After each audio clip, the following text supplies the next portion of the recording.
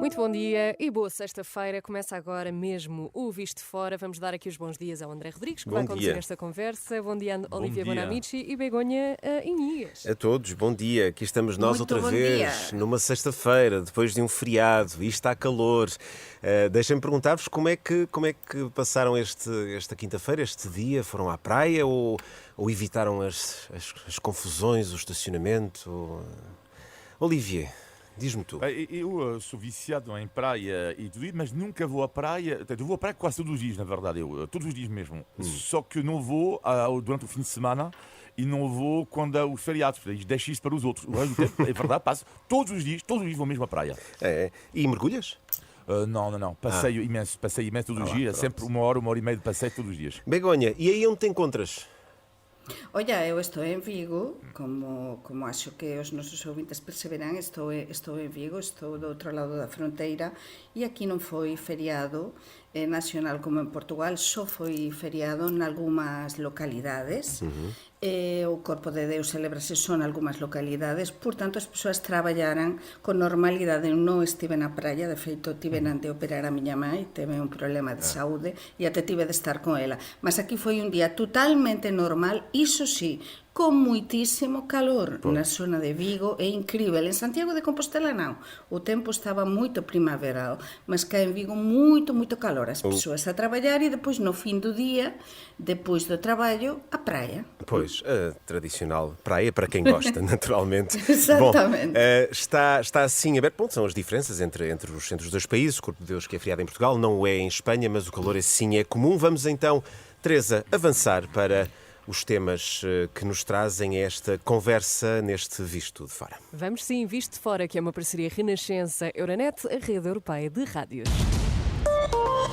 Euronet Os Plus. Estados Unidos autorizam o uso de armas norte-americanas que foram oferecidas à Ucrânia, armas que agora podem ser utilizadas em território russo, com condições apenas na frente de combate em Kharkiv, no leste do país. Moscou reage, ameaça com o nuclear, diz que o Ocidente quer destruir a segurança global. Olivier, para onde é que isto nos leva? O que é que podemos esperar deste novo avanço? Sim, eu acho que é um avanço importante, mas, no entanto, eu não sei se a tal linha vermelha vai ser ultrapassada. Eu acho que tudo isto tem a ver com a legítima defesa da Ucrânia, um país que foi agredido, que está a ser agredido, atacado e cada vez mais, e é o direito de responder. E, portanto, eu acho que o caminho também nos levava a isso. A grande questão aqui que alguma preocupação que eu tenho, e, por exemplo, mesmo o caso de Emmanuel Macron, não só que os dirigentes têm que ter consciência do que é que está em jogo. E às vezes a mim dá uma sensação que o presidente francês, e não só, não é que fala por si só, mas ele não pode esquecer, ele quer representar pelo menos de um Estado de 60 milhões de habitantes. E é uma decisão, mesmo a ideia que ele neste momento equaciona de ter soldados franceses no terreno, que seria claramente uma outra dimensão no conflito. Exato. Ele não pode tomar esta decisão sozinho. Porque aí a escalada seria naturalmente inevitável. De resto, resta aqui esta posição da administração norte-americana vai muito ao encontro, Begonha, da posição de Jens Stoltenberg, que pediu aos países da NATO, uma vez que esta é uma questão que divide justamente os aliados da NATO, pediu uma revisão às restrições. Faz sentido avançarmos nesse sentido agora? Semana pasada falábamos sobre isto, precisamente, non é? Ultrapasar este limite, esta liña, digamos, non é? Estados Unidos está a dar o primeiro pontapé de saída, o primeiro paso, está a autorizar isto, non é? Sempre e cando sesen utilizadas estas armas naquele contexto que acabas de explicar. Mas é un primeiro paso, non é? A guerra, como temos explicado e dito que tantas veces, está num patamar, está numa altura totalmente diferente. E isto pode ajudar a quebrar as resistências de países como a Itália, por exemplo, que sempre dizia e sempre disse que proibia a utilização de armamento seu na Ucrânia. Pode quebrar essa resistência, esta posição norte-americana?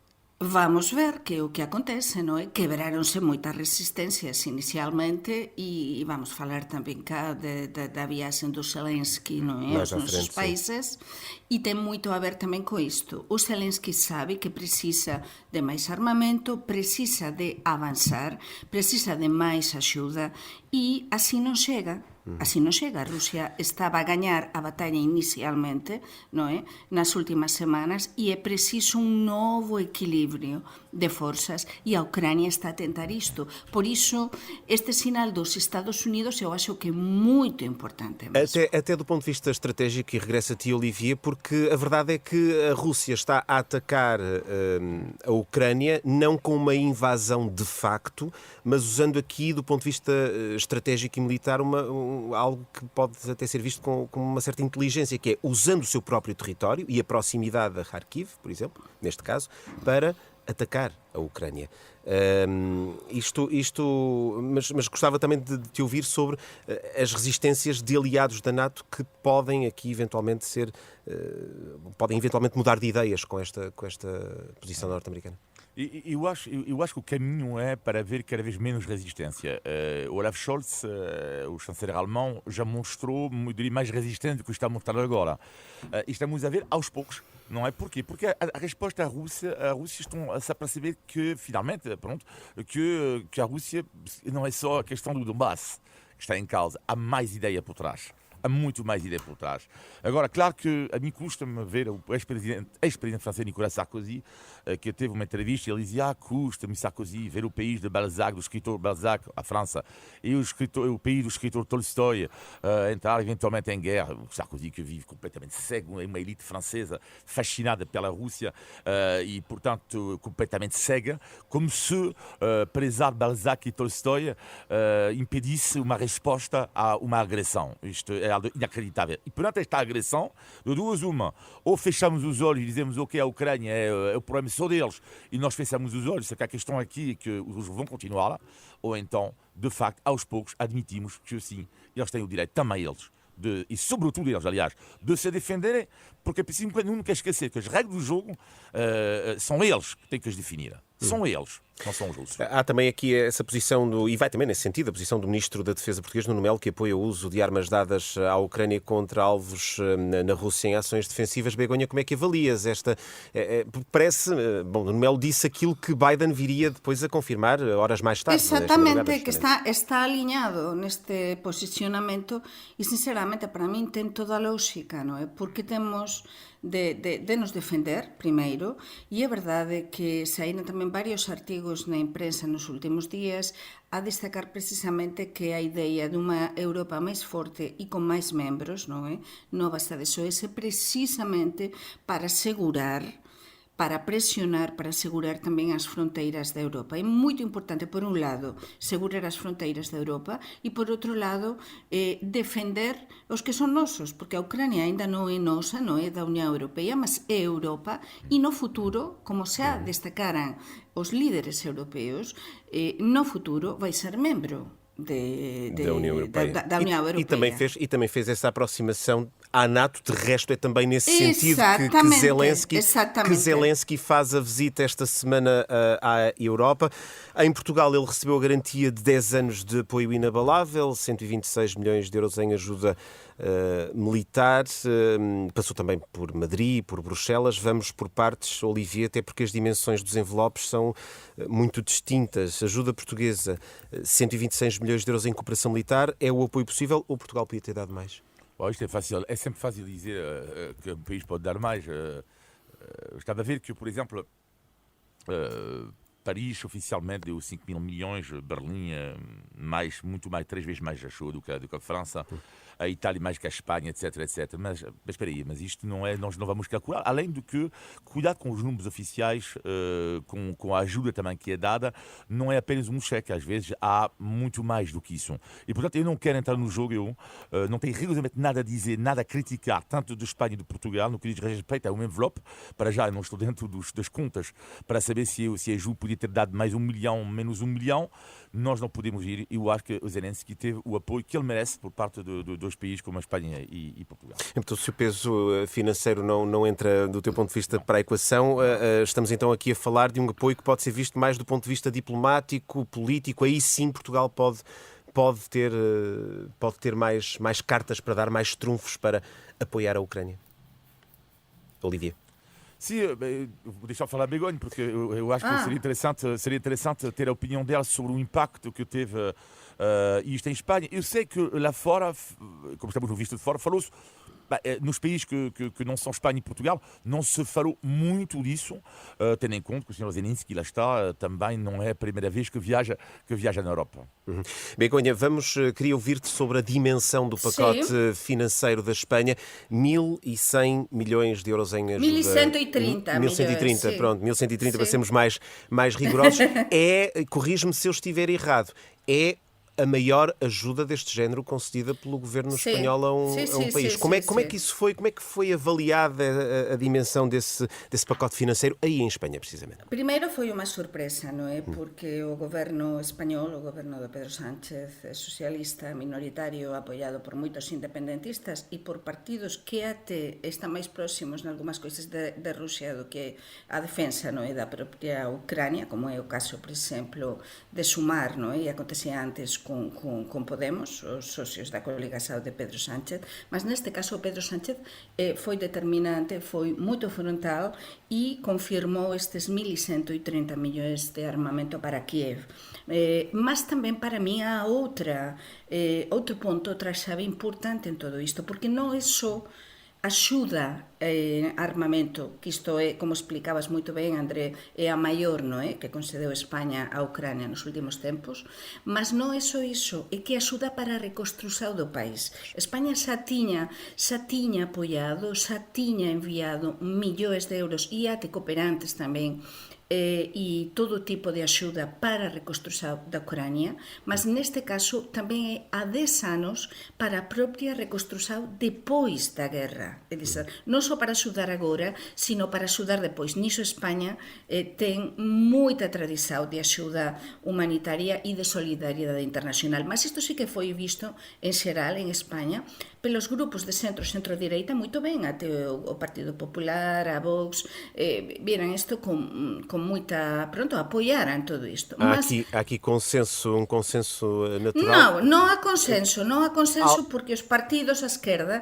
que son os partidos que apoian, en teoría, ao Sánchez no Parlamento, non concordan co isto, non é? Mas isto sí que foi, digamos, unha chave, un golpe de feito do propio Pedro Sánchez en plena campaña electoral para as europeas, porque Pedro Sánchez non dá un paso sin ter avaliado as consecuencias, por tanto, ele sabe que con isto tamén gaña votos e gaña moitos votos de centro, do Partido Socialista de Centro, que tiñan fuxido últimamente tamén máis para a direita. E estamos em plena campanha para as europeias. Há aqui um outro dado sobre o qual vos queria ouvir muito rapidamente. Sim. Esta semana houve novas buscas no Parlamento Europeu por suspeitas de interferência justamente russa junto de partidos de extrema-direita, e ontem mesmo o Jornal Público fazia esta pergunta: de onde vêm 3/4 do dinheiro dado aos partidos na Europa? E a resposta é: não sabemos. Olivia, estamos já num nível de intromissão preocupante do teu ponto de vista?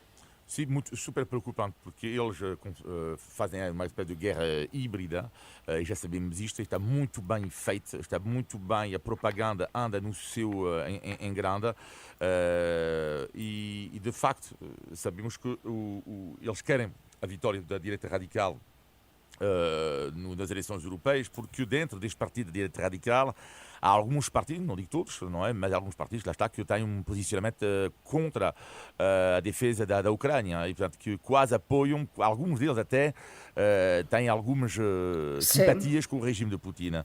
E, portanto, os países ocidentais têm que ter imenso cuidado sobre esta questão da ingerência, até em relação à juventude. Eu estava a pensar, imagino que há muitos jovens que se informam apenas hoje em dia através do TikTok.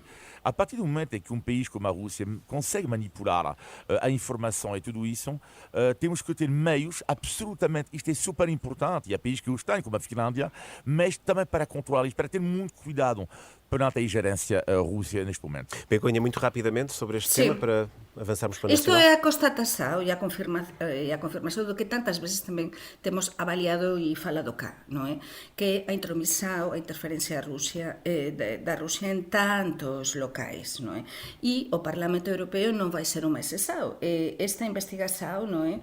Estas buscas neste escritorio, gabinete do xefe de gabinete de un eurodiputado, que por certo é un eurodiputado holandés de extrema direita e anteriormente foi xefe de gabinete dun eurodiputado alemán tamén de extrema direita, é preocupante. Então, constata o que xa sabemos e suspeitábamos, non é? Esta interferencia, mas non só esta interferencia na parte do Parlamento Europeo ou nas institucións europeas, e tamén no caso da Cataluña, con todo o que ten a ver con autodeterminación, con todo o que ten a ver o proceso de independencia, o que se quer dese proceso de independencia da Cataluña, e tamén ten moito a ver con os Estados Unidos, con o propio Donald Trump, que, por certo, onte se produz unha noticia moito importante, porque le foi condenado por primeira vez, e falouse moitas veces da interferencia tamén e a intromisión da Rusia e o apoio da Rusia nas a Donald Trump. Justamente nas eleições norte-americanas. Vamos ter de avançar para os temas nacionais. Teresa,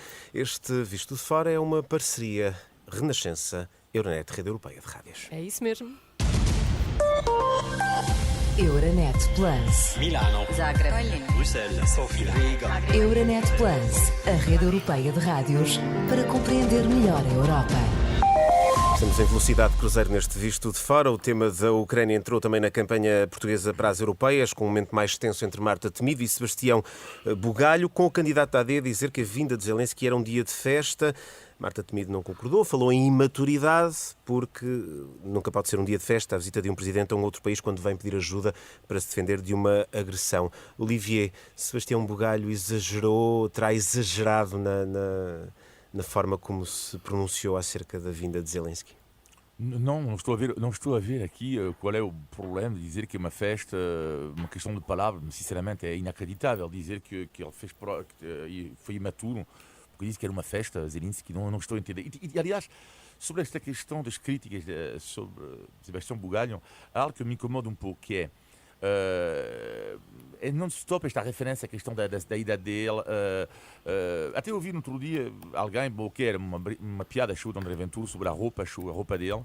Cada posso não gostar pessoalmente do estilo da roupa dele, mas ele pode não gostar dos meus também, das minhas também. O que é que eu tenho a ver com isto? Ou seja, ele parece que é criticado por só as questões da aparência e da juventude e da roupa. Isto é inacreditável. Ou seja, esquece a substância, no fundo, do conteúdo. Está-se a esquecer o conteúdo. Exatamente, não é como se houvesse um candidato de 80 anos e vai dizer, fogo, caramba, esta pessoa veste assim a velha, mas o que é isto? Mas deixa-me perguntar se estas acusações de imaturidade podem corresponder à realidade ou se traduzem o receio dos políticos tradicionais, mais velhos, politicamente mais experientes, mas que não correspondem às expectativas do eleitorado mais jovem. Pode ser uma espécie de contra-ataque dos mais experientes aos mais jovens. Mas isto é o de sempre, são estas pessoas que estão sempre a dominar, digamos, a linha política, sejam do PS, do PSD, do establishment, digamos, não é? Da política portuguesa. E sentem-se de alguma maneira ameaçados, Begonha, do teu ponto de vista? Pode ser uma resposta a essa ameaça? Porque aqui sempre mais ou menos cozinhaban todos os mesmos, e a chegada do Sebastião Bugallo podes gostar máis ou menos, mas sin dúbida o que avantasen é sobretudo a xuventude, un discurso novo, a coraxen, e ir máis para frente. E entón, a xuventude o que ten é que podes enganar numas coisas noutras, mas depois tens esa coraxe, esa forza, a forza da xuventude, que tamén é necesaria en política, porque en política tamén é moito importante candidatos con novas energias, non é? É importante. Há uma coisa que é em relação a ele também, que é a questão de que, eu, por um lado, considero que as críticas, quando são apenas assim sobre isto, são injustas, mas eu acho também que ele provocou um pouco isto. Porque provocou, lá está, desta vez faltando o conteúdo, por uma certa arrogância e uma certa falta de humildade, às vezes, digo eu, sobretudo quando era comentador. Eu acho que desde que é a cabeça de lista da AD melhorou, na minha opinião, Sebastião Bugalho neste aspecto. Mas esta pequena falta de humildade que eu ouvi, muitas vezes em debate, eu ficava de boca aberta. E às vezes o que acontece quando tu és assim? Há o efeito boomerang. É que depois, não é? Tu vais pagar um dia o preço um pouco desta falta de humildade. E um pouco isso que aconteceu, infelizmente, porque eu acho que é melhor se julgar sobre o conteúdo que lá está sobre coisas que não interessam a ninguém. Vamos avançar para um outro tema que marca a semana, o relatório de segurança interna, que identifica aqui vários problemas que comprometem o sentimento de segurança: tráfico de pessoas, imigração ilegal, crimes de ódio, violência entre grupos, muitas vezes motivada por tráfico de droga.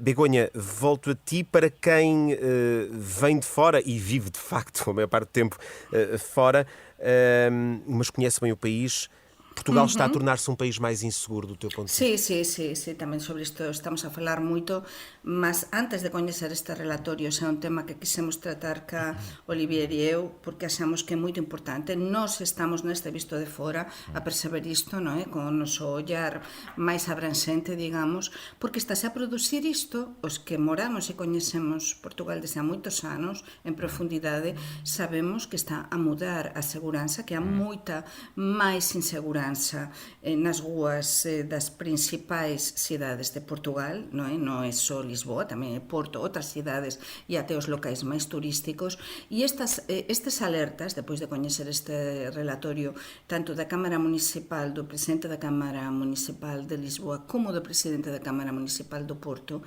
ten toda a lógica, porque estamos a viver un fenómeno turístico de tal envergadura, tan bestial, que se non se controla e se non existir e non estiver moito ben organizada a seguranza das cidades, podemos entrar nun problema moito grave. Mas non é só para o turismo, temos de pensar tamén nas persoas. E a inseguranza está nas persoas, está entre as persoas e en determinadas zonas das cidades. E é uma realidade, é mesmo assim. E muitas vezes a insegurança e o facto das próprias pessoas se sentirem inseguras acaba também por gerar insegurança. Olivia, tu fizeste-nos esta semana uma sugestão de leitura de um artigo do El País que falava justamente aquilo que a Begonha dizia agora mesmo. Há aqui uma espécie de reconfiguração das cidades, o que põe também muitas vezes em causa a sua identidade, depois tendo, no final do dia, também implicações ao nível da própria segurança também. Sim, há cada vez mais artigos no estrangeiro sobre esta perda de identidade de algumas cidades portuguesas. E porquê? Porque é um fascínio ao mesmo tempo. Ou seja, um país como a Espanha, que fica ao lado, um país como a França, que também não fica longe, mesmo na Itália, sei lá. Portugal está na moda, basicamente. E as pessoas que estão na moda de Portugal, ainda bem, as pessoas têm bom gosto, mas o Portugal está na moda, as pessoas observam cada vez mais o que se passa hoje em dia aqui. E, de facto, esta questão, voltar à questão do policiamento e do sentimento de insegurança, Portugal é conhecido ainda como um dos países mais seguros do mundo. E, por acaso, ainda é, segundo os números. Mas, mesmo assim, a insegurança está a crescer. E Begonha dizia isto, concordo plenamente. Quantas vezes falamos disto aqui? E lá vamos ser honestos, é que a esquerda ficou 10 anos no poder, 10 anos.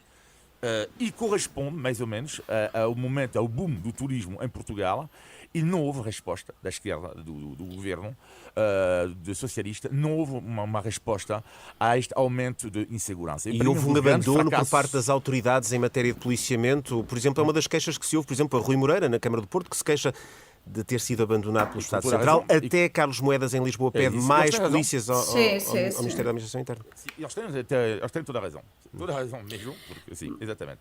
Mas eu quería acrescentar aquí varias coisas. Primeiro, eu estaba a ver agora, depois de ler este artigo que eu tamén recomendo aos nosos ouvintes, da Teresa Costela, a correspondente do El País, publicado ontem, eu publiquei, curiosamente, porque lembreime, no 21 de setembro de 2017, no Diario de Noticias, este artigo: Lisboa, non percas a túa autenticidade. Este artigo teve na altura, nos tiñamos os correspondentes unha contracapa todas as semanas, Olivier sabe que tamén colaboraba, e publicábamos algo que considerábamos era sobre todo unha alerta en moitas coisas, non é? Con o noso ollar de correspondentes sobre temas que considerábamos importantes para os portugueses. Xa na altura, en 2017, 2017, cando comenzaba todo este proceso realmente importante de avanzo turístico e de chegada da moda, non é? De Portugal para os de fora, xa estábamos os correspondentes, ou moitos de nós, alertar sobre isto.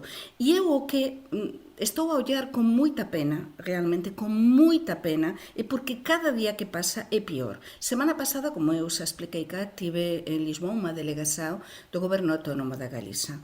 E a conselleira do ramo, a conselleira de Vivenda, perguntábame alarmada tamén sobre o que estaba a acontecer en Lisboa. É dizer, unha persoa que coñecía antes Lisboa e coñece agora, fica sorprendida. Un galego, que os galegos adoramos Portugal, todo Portugal, de norte a sur e de sur a norte e de leste a oeste.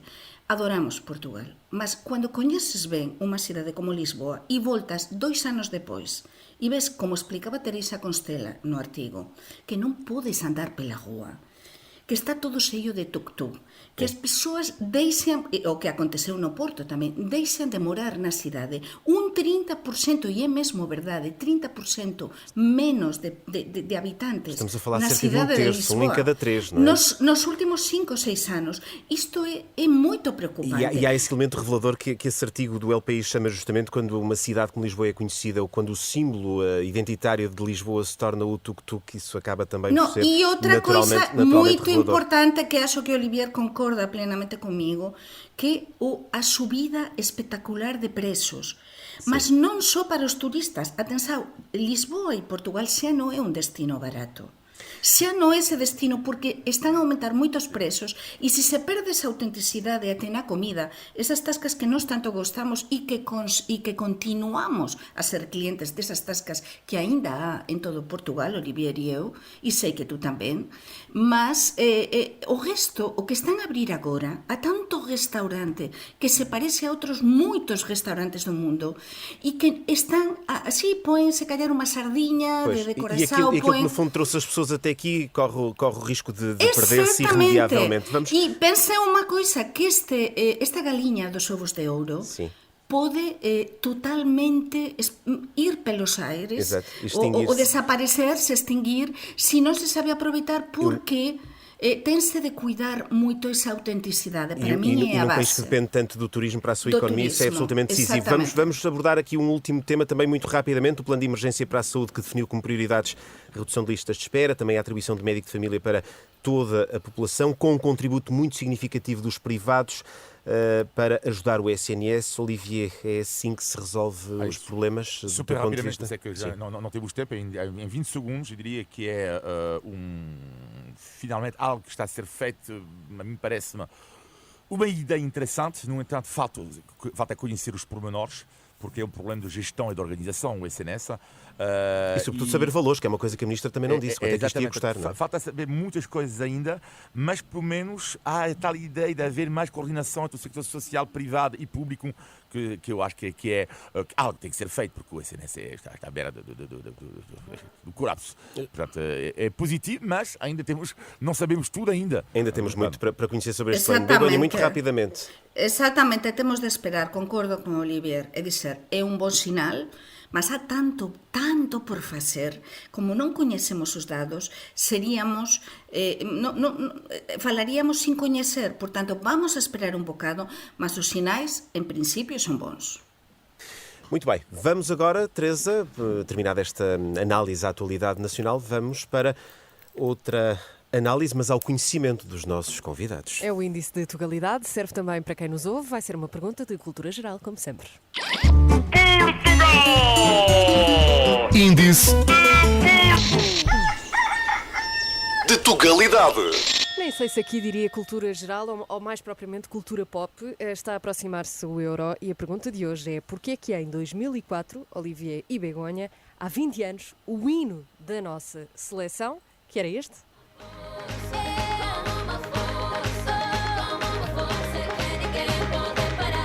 foi cantado por uma das maiores artistas pop do mundo, pela Nelly Furtado. Qual é que é a razão? Eu Qual é sei, que é a e relação? Olivier eu acho que tamén. A Nelly Furtado é açoriana, descende de açorianos. Eu acababa de chegar a Portugal, lembro-me perfeitamente de comenzaba os meus pasos como xornalista en Portugal e as conferencias de imprensa, e a Nelly até fala un bocadiño de portugués, ten unha costela portuguesa, e então ela estaba con moito orgullosa a cantar e foi escollida por iso, non é? Pela súa sangue portuguesa. Está É isto perfeita. mesmo, Begonha Inigas acaba de ganhar uma torradeira. Nelly Furtado é filha de imigrantes portugueses. Maria Manuela e António José Furtado, açorianos, da ilha de São Miguel. A Nelly Furtado tem também nacionalidade portuguesa.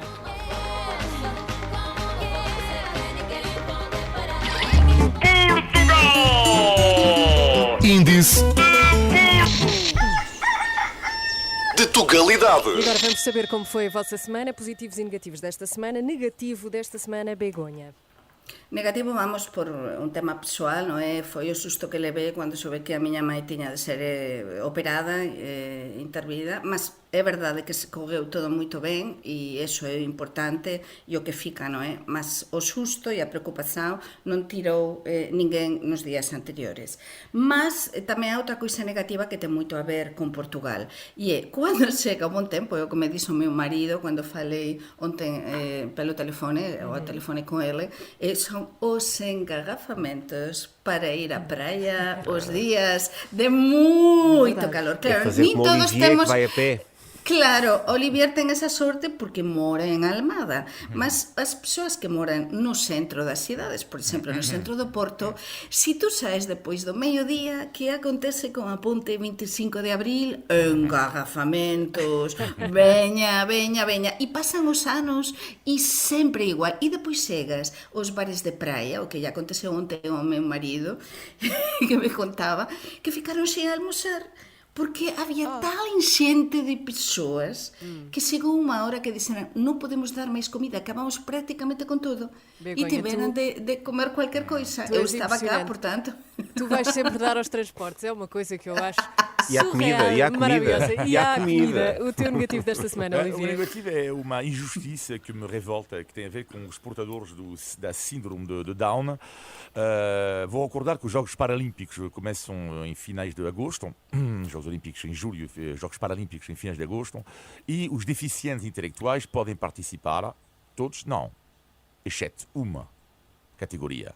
Os portadores de síndrome de Down não podem participar nos Jogos Paralímpicos. E porquê? Eles podem na prática, mas não conseguem. Não conseguem por causa da particularidade desta anomalia, e a particularidade é que eles não conseguem fazer os mínimos olímpicos. Por causa da particularidade da síndrome de Down. E a partir daí uma vergonha.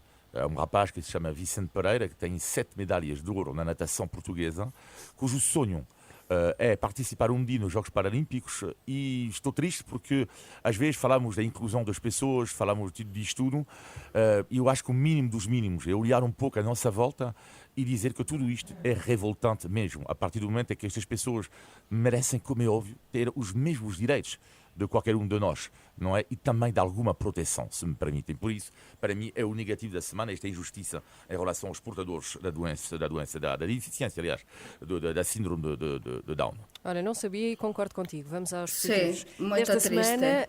Begonha, positivo da tua semana. Pois vamos terminar ben con moita enerxía, e a enerxía do sol. É dizer, estamos na primavera e realmente agora con a chegada do bon tempo, deste bon tempo que estamos a viver, a enerxía do sol nos encontrar moito mellor. Este xeiriño a primavera, a verão, non é? Con este calor, este pensar xa nas ferias, é pensar na sardiña, é pensar nas festas de Lisboa, é pensar nos santos populares, no San Xoao do Porto, é pensar nas coisas máis simples da vida, mas que realmente máis felices nos facen. E realmente que este sol é fantástico. E até este sol que estamos a ter estes días en Vigo, na Galiza, porque vens a traballar con outra enerxía e estás con outra enerxía. E iso é moito importante. Ás veces esquecemos que o máis importante é o máis simples. E então, como o tempo realmente pode influenciar moito no ánimo das persoas, e sin dúbida o estamos a viver, e o vivemos en Portugal, o vivemos na Galiza, non é? Por tanto, vamos disfrutar e vamos tentar aproveitar ao máximo este bom tempo que temos estes días. Caso para dizer cheira bem, cheira a Lisboa. Cheira a Lisboa. Vamos ouvir o positivo do Olivier. O positivo tem a ver com, falamos há pouco da praia, do bom tempo, eu tenho duas estratégias à volta da praia e que vou partilhar com vocês. Duas estratégias que sinceramente resultam sempre, e que é quando há uma temperatura elevadíssima, vamos imaginar 30, 35 graus, eu levo sempre roupa de inverno no carro. Estratégia inacreditável, que é, as pessoas olham por mim, mas ouve bem, claro. Porquê? Porque vamos imaginar que tantas vezes fui apanhado, tantas pessoas estão apanhadas assim, vou para aí, mas às 10 da manhã. Mas eu decido, o dia está tudo ótimo. Mas às 7, 8 da noite, ainda estou na praia, e de repente, está um frio, às vezes, à beira-mar, terrível. E há pessoas que gostavam de lá ficar, mas não podem porque tem frio. Ora, eu abro a porta, a mala do meu carro, e tenho sempre a roupa de inverno quando saio mesmo da casa, porque são 35 graus. Chama-se Nortado, Olivier. Uau, Mas isso os do norte, Olivier. Mas os do norte sabemos, verdade, André? Isso sempre o levamos, não é? Segunda estratégia ainda resulta ainda melhor com crianças pequeninas, mas mesmo sem crianças resulta, mesmo que eu não jante na praia. A maioria das vezes não janto na praia, não é? Mesmo que eu não jante na praia, mas vou à praia, podem ter a certeza que eu tenho sempre uma geleira com sumos, com santos. Porquê? Por causa do trânsito. Então tens de me dizer onde é que Por estacionas causa do o carro. trânsito. Não, por causa do trânsito. Não, mas é por causa do trânsito. Não é para comer. Claro. É para comer no carro. Quando regressa, uma hora e Nos meia, 2 horas, há engarrafamentos. sempre pessoa que tem sede ou sempre uma pessoa que tem fome. Ora, a tua geleira está preparada para o trânsito. Hein? E lá tu vais dizer às crianças, mas opa, olha, o pai tem pequenos sumos, pequenas santos, o mesmo para os adultos. Aprenda a ir à praia Para quem com nunca os tinha pensado profissionais da nisto, praia. exato, para quem nunca tinha pensado. Visto de Fora regressa na próxima sexta-feira. Bom fim de semana a todos. Um Bom fim abraço. de semana a Tchau, todos. fim de Bem. semana. Bom fim de semana. Tchau, tchau, tchau.